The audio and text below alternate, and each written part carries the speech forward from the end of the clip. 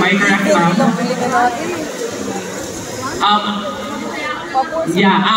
Pwede naka-answer sa atong language of convenience lang. Importante sa mga kabataan na mawalan ang ilang katungod.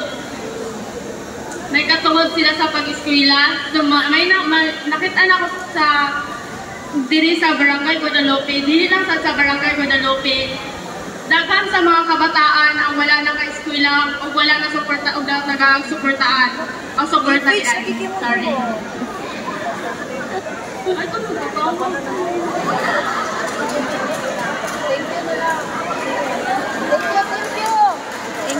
Thank you, Day. Go, fight. Go, fight. Daghan kong nakita nga mga kabataan, dili lang dili sa Barangay Guadalupe or sa San Carlos, nga wala sila natagaan o opportunity nga maka-eskwela o akong gusto nga sila ay matagaan o opportunity nga maka-eskwela o kumuban po nga mga kabataan labi na sa ilahang safety.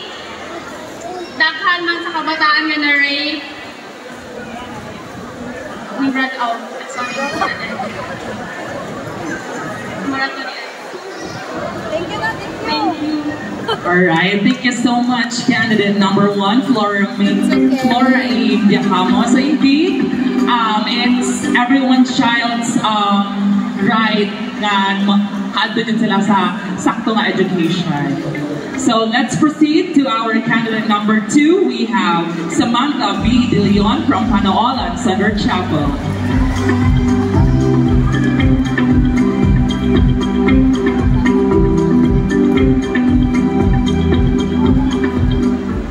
Okay, paadong sa mic. So, how are you tonight? Candidate number 1, number 2? Kulbaan. So, it's okay. So, kita man imong gustong pasalamatan karong gabi una? Akong mga supporters.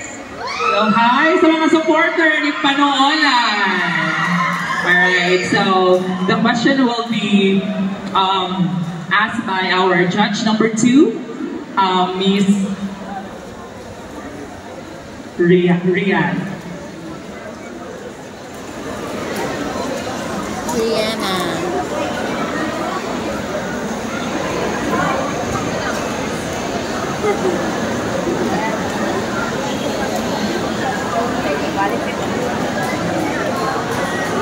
Okay, long press ang opos.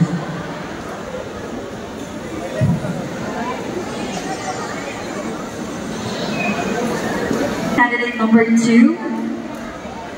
Good evening. Good evening to you. So I'm going to read my questions once. Are you ready? Yes. Since you are an advocate for youth empowerment, my question is, how can you empower the youth as an inspiring Miss BSAMS 2025? Again, how can you empower the youth as an aspiring Miss BSAMS 2025?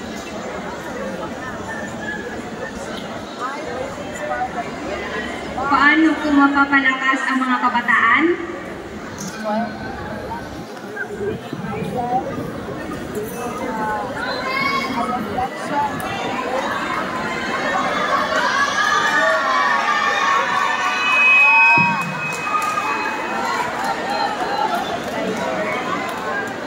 Go, fight. Bisayaan lang. Mapapalakas ko ang mga kabataan at sasabihin ko sa kanila na be confident. Kasi karamihan sa mga kabataan ngayon ay hindi nahihiya sa kanilang mga sarili. Palagi silang pinapagalitan ng kanilang mga magulang. Kaya yun ang nagiging dahilan kung bakit sila na-insecure sa iba. Yun po kasi yung nakikita ko sa ibang mga kabataan ngayon na karamihan po talaga ay insecure po talaga sila sa lahat or sa sa kanilang sarili. Ang masasabi ko lang sa mga kabataan ngayon, be confident.